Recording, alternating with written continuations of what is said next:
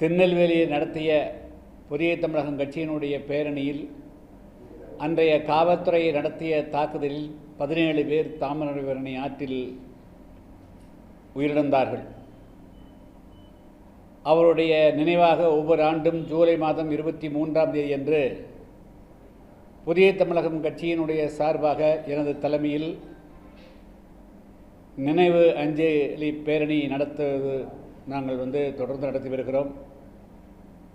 இந்த ஆண்டு அதாவது 27வது நினைவு நிகழ்ச்சியை நாளை எனது தலைமையில் திருநெல்வேலி ஜங்ஷனிலிருந்து சிவப்பு பச்சை பேரணி உடையணிந்த எங்களுடைய தொண்டர்களுடைய பேரணி மலரஞ்சலி பேரணி நாளை மாலை 3:30 மணிக்கு தொடங்கி 4:30 மணிக்குள்ளாக முடிவு இருக்கிறது. அதைத் தொடர்ந்து மாலை 6:30 மணி அளவிலே நெல்லையில் அனைத்து கட்சி கூட்டம் எனது தலைமையிலே நடைபெறுகிறது. மாஞ்சோலை தேயிலை தோட்ட தொழிலாளர்களுக்காக கடந்த 30 ஆண்டு காலமாக நாங்கள் தொடர்ந்து போராடி வருகிறோம். திருநெல்வேலி மாவட்டம் அம்பாசமுத்திரம் தாலுக்காவில் ஏறக்குறைய 100 வருடங்களுக்கு முன்பு அந்த பகுதி வனங்களை உருவாக்குவதற்காக திருநெல்வேலி, தென்காசி, விருதுநகர் மாவட்டங்களிலிருந்து அழைத்து செல்லப்பட்ட ஏழை எளிய மக்கள் அதற்கு பிறகு வந்த பிபிடிசி என்று அழைக்கப்படக்கூடிய பாம்பே பர்மா ட்ரேடிங் கார்ப்பரேஷன் தேயிலை தோட்டங்களிலே பணிபுரிந்தார்கள். இப்பொழுது அவர்கள் குத்தகை காலம் முடிந்து அவர்கள் வெளியேறிவிட்டார்கள். ஆனால் இந்த மக்களுக்கான வாழ்வாதாரத்தை அங்கு ஏற்படுத்தி கொடுப்பதற்கு எந்த விதமான நடவடிக்கையும் எடுக்கவில்லை. மாறாக அந்த மக்களை கட்டாயப்படுத்தி வெளியேற்றக்கூடிய ஒரு அவர்நிலை இருக்கிறது. இதே அங்கு மட்டுமல்ல, இதேபோல் கோவை மாவட்டம் வால்பாறை பகுதியில், அதேபோல் நீலகிரி மாவட்டம் கூடலூர் தேவர் சோலை என்று அழைக்கப்படக்கூடிய பகுதிகளில் பல்லாயிரக்கணக்கான தொழிலாளர்கள் இப்பொழுது தேயிலை தோட்டங்களை வனப்பகுதிகளாக மாற்றுகிறோம், காப்பு காடுகளாக, ரிசர்வ் ஃபாரஸ்ட் காப்பு காடுகளாக மாற்றுகிறோம், புலிகள் காப்பு கிராமங்களாக மாற்றுகிறோம் என்ற பெயரில் அந்த தொழிலாளர்களுடைய வாழ்வுரிமையை பறிக்கக்கூடிய ஒரு மோசமான செயல் நடைபெறுகிறது.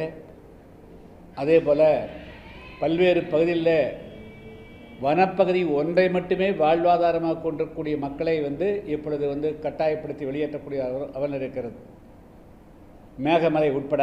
எனவே இதுக்கெல்லாம் தீர்வு காணக்கூடிய வகையில் அனைத்து கட்சி நடவடிக்கை ஒன்றை தீர்மானம் செய்வதற்காக நாளை மாலை திருநெல்வேலியில் எனது தலைமையில் அந்த கூட்டம் நடைபெற இருக்கிறது.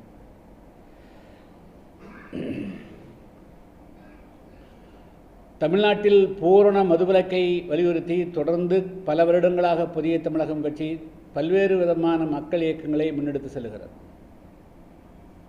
இப்பொழுது ஆட்சிக்கு வந்திருக்கக்கூடிய விஜய் அவர்களுடைய தொண்டர்கள் நடந்து முடிந்த சட்டமன்ற தேர்தலின் போது வீடு வீடாக சென்று விஜய் அவர்கள் முதலமைச்சரானால் தமிழ்நாட்டிலே பூரண மதுவிலக்கு அமல்படுத்தப்படும் என்று சொன்னார்கள்.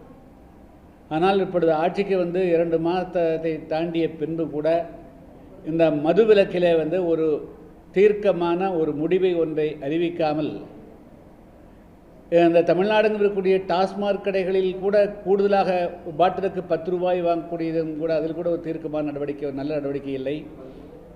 நாளொன்றும் காலை ஒன்றும் மாலை ஒன்றும் பல்வேறு விதமான கருத்துக்களை மாறி மாறி சொல்லி வருகிறார்கள். இப்பொழுது கடந்த 1 மாதத்திற்கு முன்பு 717 கடைகளை மூடியதாக சொன்னார்கள்.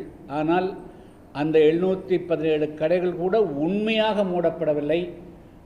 எந்த பகுதியில் கடைகள் மூடப்பட்டார்களோ அதுக்கு அருகாமையிலேயே மனமகிழ் மன்றங்கள் என்ற பெயரில் புதிய கடைகள் திறக்கப்பட்டிருக்கின்றன. அந்த மூடப்பட்டதாக சொல்லப்பட்ட கடைகள் கூட ஊருக்கு ஒதுக்குப்புறமாக அதிகமாக விற்பனை ஆகாத கடைகளைத்தான் மூடி கணக்கு காட்டியிருக்கார்கள். எனவே இந்த மது கொள்கையில் தமிழ்நாடு அரசு தடுமாறுகிறது. மேலும் இப்பொழுது பல செய்திகள் வருகின்றன. இப்பொழுது தமிழ்நாடெங்கும் பூரண மதுவிலக்கை அமல்படுத்தக்கூடியவர்கள் டாஸ்மாக் கடைகளை மூட வேண்டும் என்று கோரிக்கையை வலுத்து வருகின்ற நேரத்தில் ரெஸ்டோ பார், அதாவது தனியாருக்கு கடையை விட்டு விடலாமா, அதேபோல் ரெஸ்டாரண்ட் எல்லா இடங்களும் உணவகங்களிலேயே டாஸ்மாக் அதாவது மது விற்பனையை கொண்டு செலுத்தி விடலாமா என்று அதை விஸ்தரிக்கக்கூடிய வகையிலே தான் இந்த அரசு திட்டமிடுவதாக செய்திகள் வருகிறது. இது சரியில்லை. இதுபோல் தொடர்ந்து மக்களை குழப்பக்கூடாது. தமிழ்நாட்டில் ஊழல் ஒழிப்பது இந்த அரசனுடைய மிக முக்கியமாக நோக்கமாக இருக்கும் பட்சத்தில், அதே போல் மக்களுடைய நல்ல உடல்நிலை தான் மிக முக்கியமாக இருக்கும் பட்சத்தில், மது போதை புகை ஒழிப்பது தான் அது நம்முடைய லட்சியமாக இருக்கும் பட்சத்தில், மதுவை ஒழிக்காமல் புகையும் ஒழிக்க முடியாது, போதைப் பொருளையும் ஒழிக்க முடியாது. எனவே இதில் எந்த தடுமாற்றமும் இன்று இருக்கக்கூடிய அரசுக்கு தேவையில்லை. எனவே தமிழ்நாட்டில் பூரண மதுவிலக்கை அமல்படுத்துவதற்கு மட்டும்தான் தமிழ்நாட்டு மக்களுடைய எதிர்பார்ப்பாக இருக்கிறது. எனவே ரெஸ்டோ பார் அல்லது பல வகையான மதுபானங்களை பிற மாநிலங்களிலிருந்து கொண்டு வருவது என்று தினமும் ஒரு செய்திகளை கசிய விடுகிறார்கள். அதாவது மக்களுடைய கருத்து எப்படி இருக்கும், அரசியல்வாதிகள் எப்படி ரியாக்ட் பண்ணுறாங்க, பொதுமக்கள் எப்படி இதை பார்க்கிறார்கள் என்று இது ஆழம் பார்ப்பது ஆற்றுல காலம் பார்ப்பது போல ஒவ்வொரு நாளும் ஒரு கருத்தை கசிய விட்டு அவர்கள் பார்க்கிறார்கள். இது வேடிக்கை பார்க்கக்கூடாது. புதிய தமிழகம் கட்சியை பொறுத்த மட்டும் நாங்கள் ஏற்கனவே அறிவித்திருக்கிறோம். தமிழ்நாட்டில் பூரண மதுவிலக்கை அமல்படுத்த வலியுறுத்தி மிகப்பெரிய அளவுக்கு ஒரு போராட்டத்தை அக்டோபர் 2ஆம் தேதி முன்னெடுப்பதற்கு முடிவு செய்திருக்கிறோம். அதற்கு முன்பாகவே இந்த அரசு மதுவிலக்கை பொறுத்தளவு ஒரு பூரண மதுவிலக்கு கொள்கையை அறிவிக்கணும். பூரண மதுவிலக்கு அக்டோபர் 2ஆம் தேதிக்கு முன்பாக தமிழ்நாட்டில் அமல்படுத்த வேண்டும் என்பது மிக முக்கியமான கோரிக்கையாகும். அடுத்து, தமிழ்நாடுங்கும் பல பகுதிகளில் இந்து அறநிலையத்துறை கோயிலுக்கு சொந்தமான நிலங்களை திடீரென்று பட்டா போடுவது, பத்திரம் போடுகின்ற செயல் நடைபெறுகிறது. அண்மையில் கடந்த 3ஆம் தேதி துவங்கி கடந்த 6ஆம் தேதி அன்று பழனியில் முருகனுடைய கோவில்களில் கார் பார்க்கிங் இருந்த 1 ஏக்கர் 40 சென்ட் நிலத்தை 2 பேர் திடீரென்று அந்த நிலம் கோவிலுக்கு சொந்தமானது தெரிந்த பிறகு கூட அதை பத்திரம் போட்டிருக்காங்க. அதாவது ஊழல் ஒழிக்கப்படுகிறது என்று சொல்லுகின்ற பொழுது 100 கோடி ரூபாய் மதிப்புள்ள ஒரு சொத்து பட்டப்பகலில் அதுக்கான வலுவற்றவர்களாக இருக்கக்கூடிய 2 பேர் வாங்குறாங்க. அப்படிங்கிற போது அதை பத்திரம் செய்து கொடுக்க முடிகின்ற பொழுது அதில் மிகப்பெரிய அளவுக்கு கருப்பு பணம் அல்லது பினாமி பணம் இதில் டிரான்சாக்ஷன் நடந்திருப்பதாக தெரிகிறது. எனவே இது இந்த ஏறக்குறைய 2 வாரங்கள் ஆகியும் கூட இதில் ஒரு தீர்க்கமான முடிவுக்கு வரல. மக்களுக்கு பல்வேறு விதமான சந்தேகங்கள் இருக்குது. இதுக்கு பின்னணியில் இருப்பது யார், எப்படி நடக்க முடியும்? இந்த அரசு தொடர்ந்து ஒவ்வொரு நாளும் நாங்கள் ஊழல் ஒழிப்பதற்கு முடிவு செய்கிறோம், யாராவது லஞ்சம் கேட்டால் கூட உடனடியாக முதலமைச்சருடைய பெயரை சொல்லுங்கள் என்றெல்லாம் சொல்லக்கூடிய அளவிற்கு இன்று மக்கள் மத்தியில் அந்த ஊழலுக்கு எதிரான கருத்துக்கள் போகின்ற இந்த வேளையில் எப்படி ஒரு 1 ஏக்கர் 40 சென்ட் பழனியுடைய மையப்பகுதியில் 100 கோடி ரூபாய் நிலம் கைமாற முடியும். அது கோயிலுக்கு சொந்தமான நிலம் மாற முடியும். எனவே அதனுடைய உண்மை, அது யார் பின்னணியாக இருந்தார்கள், இது எப்படி நடந்தது, யாருடைய உத்தரவு நடந்தது என்பதை வெளிக்கொணரவில்லை என்று சொன்னால் இது தவறான முன்னுதாரணமாக போய்விடும். எனவே இது குறித்து உண்மை நிலையை கொண்டு வருவதற்கு அந்த வழக்கு சிபிசிஐடி கையாண்டால் சரியாகாது. அதில் சிபிஐ இடத்துல ஒப்படைத்து விட வேண்டும் என்று நான் கேட்டுக்கொள்கிறேன். அதே போல் தமிழ்நாடு எங்கும் இருக்கக்கூடிய அனைத்து கோயில் நிலங்களும் யார் கைவசம் இருக்கிறது, அந்த நிலங்களுடைய தன்மை என்ன, அந்த நிலங்களிலிருந்து ஏதாவது வருமானம் வருகிறதா இல்லையா, வருமானம் யாருக்கு போய் சேர்கிறது என்பது குறித்தெல்லாம் கணக்கிடுவதற்கு ஒரு வெள்ளை அறிக்கை வெளியிடணும். அது உயர்மன்ற நீதிபதிகள் ஒரு 4-5 பேர் கொண்ட ஒரு குழுவை நியமித்து அந்த நீதிபதிகளுடைய தலைமையில் ஒரு தமிழ்நாடு எங்கும் ஆய்வு செய்ய வேண்டும் என்று கேட்டுக்கொள்கிறேன். அதே போல் கரூர் பகுதியிலைங்க இப்பொழுது உங்களுக்கு தெரியும், அங்கே இருக்கிற சட்டமன்ற உறுப்பினர் ராஜினாமா பண்ணிக்கிறார். அது எப்படி இருந்தாலும் 6 மாதமோ 1 வருஷமோ 2 வருஷமோ கழித்து கூட அங்கே இடைத்தேர்தல் வரலாம். எனவே அதை மனதிலே வைத்து ஒரு மிகப்பெரிய ஒரு தவறு நடந்திருக்குது. 3500 ஏக்கர் நிலம், இனாம் நிலம் வழக்கமாக இது போன்ற நிலங்களை அந்த நிலத்தில் இருக்கக்கூடியவர்கள் வீடு கட்டியிருந்தால் வீடை பயன்படுத்திக் கொள்ளலாம், விவசாயம் செய்தால் விவசாயத்துக்கு பயன்படுத்திக் கொள்ளலாம். அந்த நிலத்தை சொந்த உரிமை கொண்டாட முடியாது. அதாவது அந்த நிலத்தை அவர்கள் விற்பனை செய்ய முடியாது. இது 1963 இது தொடர்ந்து இருக்கக்கூடியது. ஆனால் இப்பொழுது இந்த அரசு வந்த பிறகு இப்பொழுது இந்த நிலங்களை விற்பனை செய்யலாம் என்று ஒரு தவறான உத்தரவை பிறப்பிச்சுக்கிறாங்க. அங்கே தான் பிரச்சனையே இருக்குது. அப்போது அங்கே ஏறக்குறைய ஒரு 10,000, 15,000, 20,000 வாக்குகளை மையப்படுத்தி அந்த உத்தரவு பிறப்பிக்கப்பட்டது. இது உள்நோக்கத்தோடு பிறப்பிக்கப்பட்ட உத்தரவு ஆகும். எனவே அந்த உத்தரவை ரத்து செய்யணும். அவங்ககிட்ட இருக்கக்கூடியது பற்றி ஆட்சேபனை இல்லை. 60 வருடமோ 70 வருடமோ 80 வருடமோ அது விவசாயிகள் நிலத்தை அவர்கள் பயன்பாட்டில் வைத்திருக்கிறார்கள். அவங்களுடைய வாரிசுகளுக்கு இல்லாத போகும்போது நிலம் மீண்டும் வந்து கோயிலுக்கு வந்துடும். ஆனால் அந்த நிலத்தை விற்கலாம் என்பது ஆபத்தானது. இப்படி போனோன்னா கண்மூடி கண் திறப்பதற்குள்ளாக தமிழ்நாட்டில் கூடிய லட்சக்கணக்கான நிலங்கள் வந்து கைமாறி போயிடும். அதனால் அந்த உத்தரவை திரும்ப பெறணும் அப்படிங்கிறது புதிய தமிழக கட்சியினுடைய வேண்டுகோள் ஆகும். அடுத்து வேறு ஏதாவது கேள்வியிலிருந்து தொடங்கலாமா?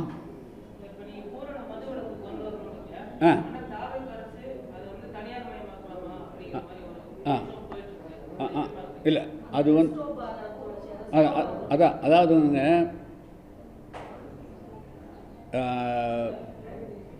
நடைபெற்ற சட்டமன்ற தேர்தலுக்கு முன்பாக தேர்தல் பரப்புரையின் போது விஜய் அவர்கள் பல கூட்டங்களில் தமிழ்நாட்டில் பூரண மதுவிலக்கு அமல்படுத்தப்படும் என்று பேசியிருக்கிறார். தமிழ்நாட்டில் பூரண மதுவிலக்கு கொண்டு வரப்பட வேண்டும் என்பது தமிழ்நாட்டிற்குரிய எல்லா அரசியல் கட்சிகளுமே ஏதாவது ஒரு கட்டத்தில் பேசியிருக்கிறார். இன்னும் கிராமப்புறங்களுக்கு செல்லுகின்ற பொழுது மக்கள் குடிநீர் கேட்பது, ரோடு கேட்பது என்பதாக இருந்தாலும் கூட ஒற்றை கோரிக்கையிலே எல்லா மக்களுமே உடன்படக்கூடியது தமிழ்நாட்டிற்குரிய டாஸ்மார்க் மூடணுங்கிறது தான் பெண்களுடைய ஒற்றை கோரிக்கை. அது சாதி, மதம், மொழி, இனத்துக்கு அப்பாற்பட்டு, ஏழை பணக்கார எல்லாருக்கும் அப்பாற்பட்டு ஒற்றை கோரிக்கைகளில் உடன்பட்டிருக்கக்கூடிய ஒரே கோரிக்கை தமிழ்நாட்டில் டாஸ்மார்க்கை மூடணும். அப்படி இருக்கிற போது இன்றைய அரசு அதில் குழப்பம் அடைய வேண்டிய அவசியம் இல்லை. தமிழ்நாட்டில் பூர்ண மதுவிலக்கை அமல்படுத்தாமல் லஞ்ச லாவணியத்தை ஒழிக்க முடியாது, சட்ட ஒழுங்கு பிரச்சனைக்கு தீர்வு காண முடியாது, போதைப் பொருளுக்கு தீர்வு காண முடியாது.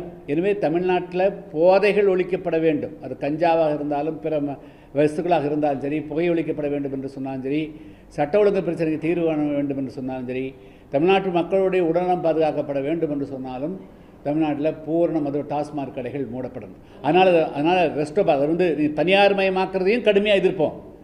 அதே போல் பல வகையான மதுபானங்களை தமிழ்நாட்டில் இறக்குமதி செய்து அதன் மூலமாக வருமானத்தை பெருக்கக்கூடிய நடவடிக்கையும் கடுமையாக எதிர்ப்போம்.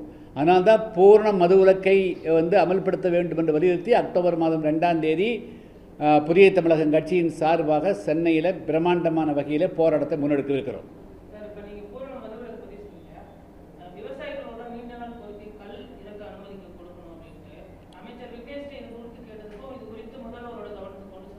இல்லை, மது கல் அப்படிங்கிறது எத்தனையோ முறை சொல்லியாச்சு ஆச்சுங்களா.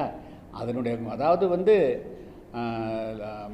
மினிமம் ஆல்கஹால் ஒன்றில் 30% இருக்கும், ஒன்று 40 இருக்கலாம், 50% இருக்கலாம், பீரில் ஒரு 20% இருக்கலாம். அதுபோல் இதில் 15% இருக்கும், 20% இருக்குது ஆச்சுங்களா.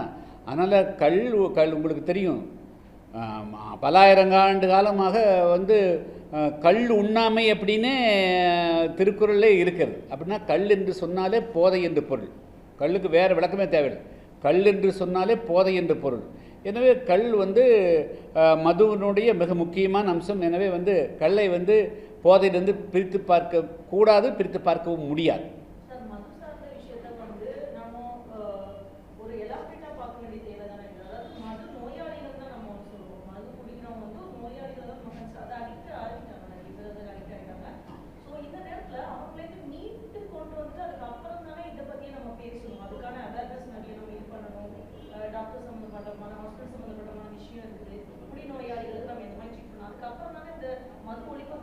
இல்லை, நீங்கள் மீட்கிறதுக்கு கொஞ்சம் காலம் எடுத்துக்கினா அதுக்குள்ளே இன்னும் மூழ்கிறதுக்கு பல பேர் மூழ்கிடுவாங்கல்ல. நீங்கள் நிறுத்திட்டு தான் மீட்க முடியுமே தவிர வச்சுட்டே மீட்க முடியாது. ஒன்றுமே செய்யலைங்களே. கொரோனா காலத்தில் மது இல்லாததுனால யாருமே எதுவும் நடக்கலையே. இன்னும் சொல்ல போனால் கொரோனா காலத்தில் ரொம்ப சந்தோஷமாக இருந்தாங்க, அப்பாடா மது நின்று போச்சு அப்படின்னு. இப்பொழுது மதுவை பயன்படுத்தக்கூடியவர்கள் கூட தவிர்க்க இல்லாமல் தங்களுடைய கை கெட்டக்கூடிய தூரத்தில் மதுபான கடைகள் இருக்கிறதுனால தான் அந்த மதுவை குடிக்கக்கூடிய சூழ்நிலை உருவாகிறத தவிர மதுபான கடைகள் இல்லை என்று சொன்னால் யாரும் அதை நோக்கி போக மாட்டாங்க. இல்லை, படிப்படியாக மதுபான கடைகளை கில்லட்டு மாற ஒரே உத்தரவில் அதை நிறுத்தணுங்க. பெருகாது. அதை தடுக்கிறதுக்கு நிறைய வழி இருக்குது. மத்திய கல்வி அமைச்சர் தர்மேந்திர பிரதான் பதவி விலகணும், நீட் தேர்வுக்கு விலக்கு அளிக்கணும்னு சொல்லிட்டு சந்தர் மந்திரில் காக்ரோச் ஜனதா பார்ட்டி போராட்டம் நடத்தியிருக்காங்க. இதுல குண்டர்கள் உள்ள வந்ததா அபிஜித் தீப்கே அவங்களுடைய கட்சியோட தலைவர் சொல்லியிருக்கிறாரு. தேசிய விரோத செயல்களில் நாங்கள் ஈடுபடுறோம்னு சொல்லியிருக்காங்க. ஆனால் பெருமளவில் சேதம் ஏற்பட்டிருக்கு. குறிப்பாக ஹைட்ரஜன் ரயில் மேலாம் கல் எடுத்து அடிச்சிருக்காங்க. எப்படி பார்க்குறீங்க? இந்த போராட்டம் பல இடங்கள்ல வந்து இப்போ வெடிச்சிட்டு இருக்கு சார். தமிழகத்திலையும் பல்வேறு இடங்கள்ல மாணவர்கள் போராட்டத்தில் இறங்கியிருக்காங்க. அதாவங்க கடந்த 20-25 நாட்களுக்கு மேலாக முன்னாள் இராணுவ அதிகாரி மகாவீர் சக்கர விருது பெற்ற சோனம் வாங்சுக் அவர்கள் வந்து இந்தியாவில் வந்து கல்வி கொள்கையில் சீர்திருத்தம் செய்ய வேண்டும் என்று அவர் உண்ணாவிரதம் இருந்து வருகிறார். கல்வி கொள்கையிலே சீர்திருத்தம் வேண்டும் என்பதில் யாருக்கும் மாற்று கருத்து இருக்க முடியாது. இரண்டாவது வந்து அதுக்கு பிறகு கடந்த 3 தினங்களாக வேறொரு முக்கியமான ஒரு கோரிக்கையை முன்வைத்து வந்து இந்த போராட்டம் தீவிரப்படுத்தப்பட்டிருக்கிறது. 2013ஆம் ஆண்டு இந்தியாவில் முதல் முறையாக இளநிலை பட்டப்படிப்புக்கும் வந்து நீட் என்ற ஒரு நுழைவுத் தேர்வு அறிமுகப்படுத்தப்பட்டது. அது 2 ஆண்டுகள் இடையில் வந்து நீதிமன்ற தலையீடு காரணம் நிறுத்தி வைக்கப்பட்டு அதுக்கு பிறகு 2017 இந்தியா முழுமைக்கும் அனைத்து மாநிலங்களிலும் நீட் தேர்வு, அதாவது வந்து அண்டர் கிராஜுவேட் இளநிலை பட்டப்படிப்புக்கும் முதுநிலை பட்டப்படிப்புக்கும் 2க்குமே நீட் தேர்வு நடக்குது. கடந்த 3 தினங்களாக மிக முக்கியமாக ஒரு கோரிக்கை வைக்கப்படுகிறது. நீட் தேர்வுக்கு எதிராக அவர்களுடைய ஆரம்பித்தது நீட் தேர்வில் வினாத்தாள் கசிவு ஏற்படுவது கடந்த 5-6 வருடங்களாக தொடர்கதையாக. இது நிச்சயமாக கவனிக்கப்பட வேண்டிய விஷயம். நீட் தேர்வுக்கே கடுமையான எதிர்ப்பு இருக்கின்ற பொழுது இந்த நீட் தேர்வு கசிவு என்பதை நிச்சயமாக மத்திய அரசு இதை எளிதாக அணுகக்கூடாதுங்கிறது என்னுடைய பார்வை.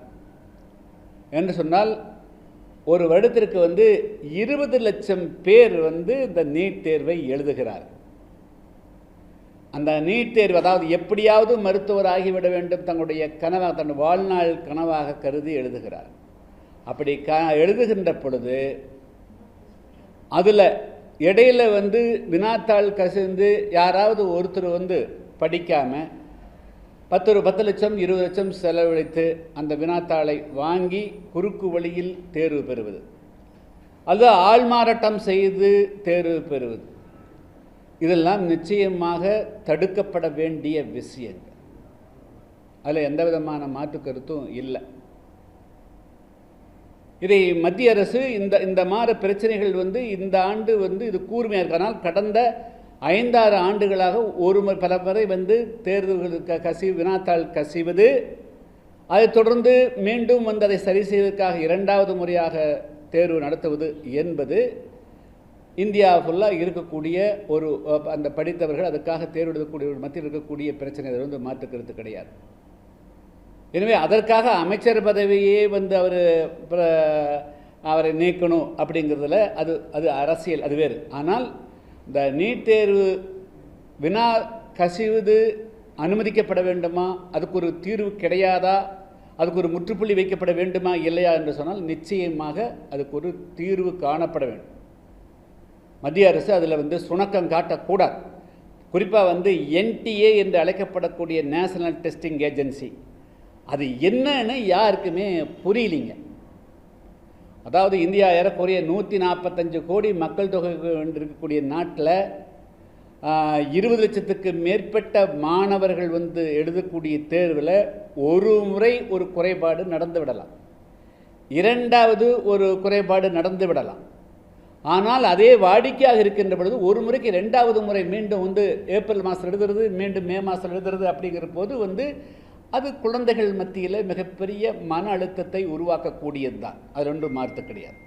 எனவே இந்த கோரிக்கையை முன்வைத்து நடத்தக்கூடிய போராட்டத்தை வந்து நிச்சயமாக புதிய தமிழகம் கட்சி ஆதரிக்கிறது. அதில் ஒன்றும் மாற்று. ஆனால் கடந்த 3 நாட்களாக அதுக்கு பின்னாடி பல விஷயங்கள், பல பேனர்களெல்லாம் பார்க்குற போது அது வந்து வேறு எங்கேயோ காட்சிப்படுத்தக்கூடியது ஒன்றாகவும் வேறு சில விஷயங்கள் இருப்பது மாதிரி அதுக்குள்ளே போகுதுங்க. இப்போ ஆர்டிகல் 370க்கு எதிராக ஒருத்தர் வந்து பேனர் பிடிக்கிறாங்க, எஃப்சிஆருக்கு எதிராக ஒரு பேனர் பிடிக்கிறாங்க. ஸோ மாணவர்கள் அதில் முழுமையாக 100% கலந்து கொண்டார்கள். அது ஒரு சின்ன இயக்கமாக இருந்தாலும் கூட அந்த நீட் தேர்வு வினாத்தாள் கசிவுக்கு வந்து மத்திய அரசு ஒரு நல்ல தீர்வை சொல்ல வேண்டும், தீர்வு காண வேண்டும் என்ற கோரிக்கை 100% நியாயமானது. அது வந்து மத்திய அரசுக்கு அது கடமை இருக்கிறது. அதை வந்து காலந்தாழ்த்தாமல் மத்திய அரசு அதை வந்து செய்யணுங்கிறது தான். பட் அதை தொடர்ந்து எவ்வளோ பெரிய வன்முறைகள், இப்போ வந்து ஹைட்ரஜன் ட்ரெயினில் எரிக்கிற அளவுக்கு வந்து என்ன வந்தது, அது வந்து ஏன்னா அந்த போராட்டம் அதிலிருந்து திசை மாறினால் அப்புறம் அது வந்து மற்றவங்க கையில் எடுத்துக்குவாங்க. எனவே அந்த போராட்டத்தை முன்னெடுக்கக்கூடிய மாணவர்களாக இருந்தாலும் சரி அல்லது வேறு அமைப்புகளாக இருந்தாலும் சரி, அதில் வந்து அந்த அந்த அந்த ஃபோக்கஸ்லேருந்து மாறக்கூடாதுங்கிறது என்னுடைய பார்வை. அல்ல, அதுக்கு இப்போ டைவெர்ட் ஆக வேண்டாங்க. இப்போ வந்து இப்போ அது வந்து ஒவ்வொருத்தருக்கும் ஒரு கருத்து இருக்கலாங்க. நான் வந்து என்னுடைய இன்னைக்கு வந்து அந்த போராட்டம் முன்னெடுக்கப்பட்டது வந்து நீட் தேர்வு கசிவு, அதுக்கு ஒரு தீர்வு காணல. ரெண்டாவது வந்து அந்த நீட் தேர்வு கசிவினால் வந்து ஏற்பட்ட பாதிப்புக்கு அதுக்கு சொல்கிறாங்க. அதுக்கு மட்டும் இப்போ போராட்டம் நடக்குது. அது மட்டும் மற்ற இல்லை, அதுக்குள்ளே போக வேண்டாங்க. இப்போ வேண்டாம். இப்போ இல்லை, அதாவது நீங்கள் போஸ்ட்டு வந்து இலக்கை வந்து மாற்றிட்டே இருந்தீங்கன்னா எதையுமே அடைய முடியாது. இல்லை தமிழ்நாடு இருந்தால் சரி. இப்போ வந்து நீட் தேர்வில் வந்து ஏற்படக்கூடிய கசிவுகளுக்கு தீர்வு காண வேண்டும் என்று சொன்னால் நிச்சயமாக தீர்வு காணும். நேஷனல் டெஸ்டிங் ஏஜென்சி வந்து வலுப்படுத்தணும். அதில் ஒன்றும் மாற்றுக்கிறது கிடையாது.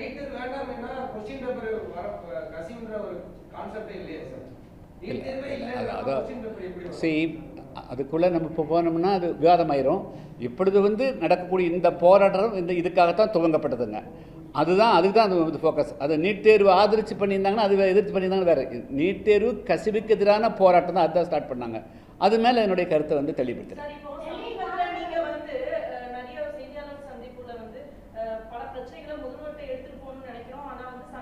ஆமாங்க.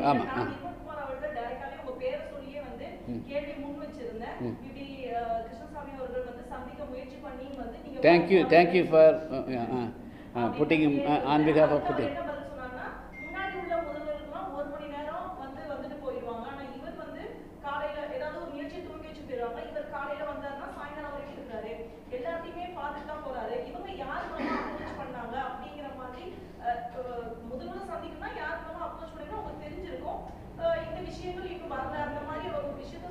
இல்லை, அதாவதுங்க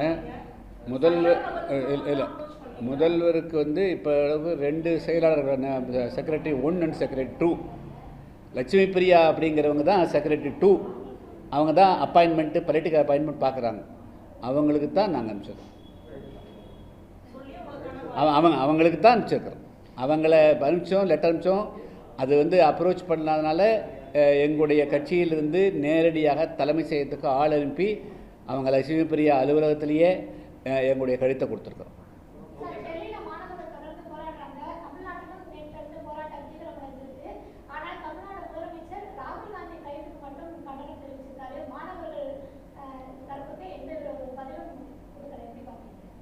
இல்லை, நம்ம அவங்களுடைய, அதாவது என்னுடைய நான் இதே சொல்லிடுறேன். அதாவது பொதுவாக மாணவர்கள் வந்து போராட்டங்களை வந்து நம்ம இளைஞர்கள் நாட்டில் வந்து நல்லது நடக்கணும், நேர்மையாக இருக்கணும். அவங்க வந்து அந்த போராட்டத்தில் நான் பார்த்தேன்.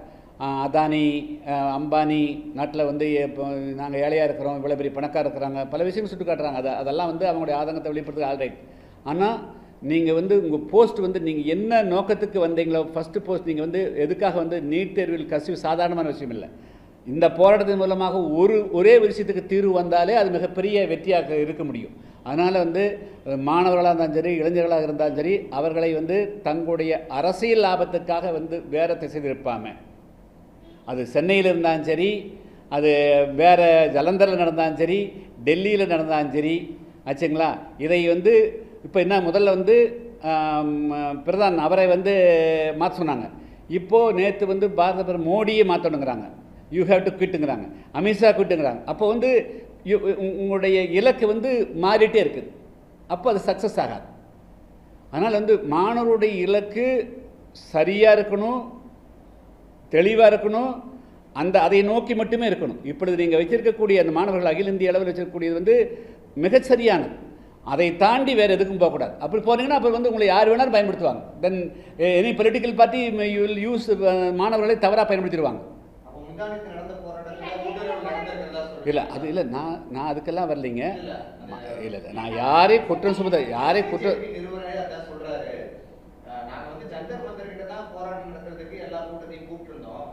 பல்வேறு இடங்கள்ல நடந்தது சம்பந்தமா எங்களுக்கு எந்த விதமான தொடர்பும் கிடையாது. குண்டர்கள் வந்து இதுக்கு உள்ள வந்திருக்கதா எங்களுக்கு தகவலும் கிடைச்சிருக்கு.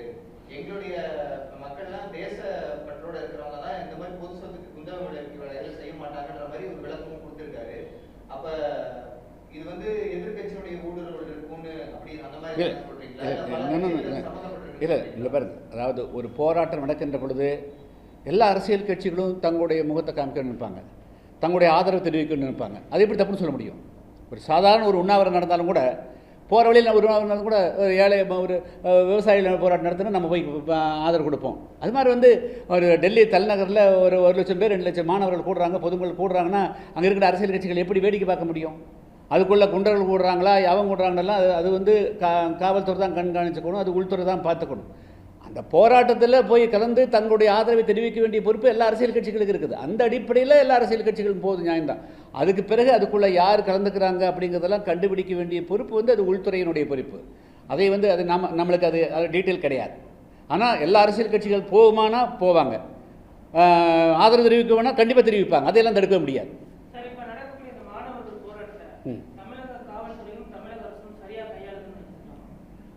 இல்லை எனக்கு இப்போ இங்கே என்ன நடக்குது இல்லை இல்லை அதாவதுங்க இல்லை ஒரு பக்கம் வந்து கொள்கையை வந்து ஒன்றை சொல்லுவது, அப்போ அதை எதிர்த்து எங்கேயோ ஒரு போராட்டம் நடக்குது, அதனுடைய தொடர்ச்சி அங்கே நடக்குங்கிற போது அதை மென்மையாகத்தான் அணுகணுமே தவிர கடுமையாக கண்டிப்பாக அணுகக்கூடாது.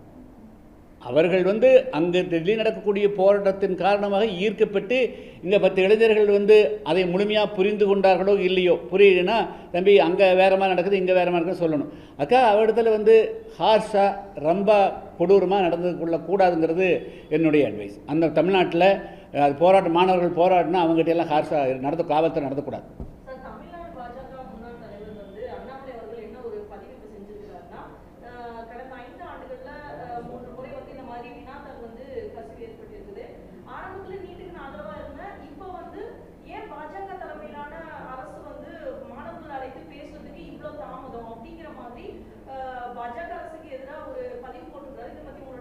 இல்லை இதில் வந்து என்னுடைய ஆதங்கமெல்லாம் இன்னும் கூட நான் வெளிப்படையாக சொல்லணும். இளைஞர்கள் பெரியவர்களெல்லாம் வந்து இது மாதிரி எங்காவது ஒரு போராட்டம் நடத்தினா தான் வர்றாங்களே தவிர, தமிழ்நாட்டில் மாஞ்சோலை தைலத்தோட தொழிலாளர்கள் அவங்க வந்து இந்த நாட்டினுடைய குடிமக்கள் தானே, அவர்கள் ஏழை எளிய மக்கள் தானே.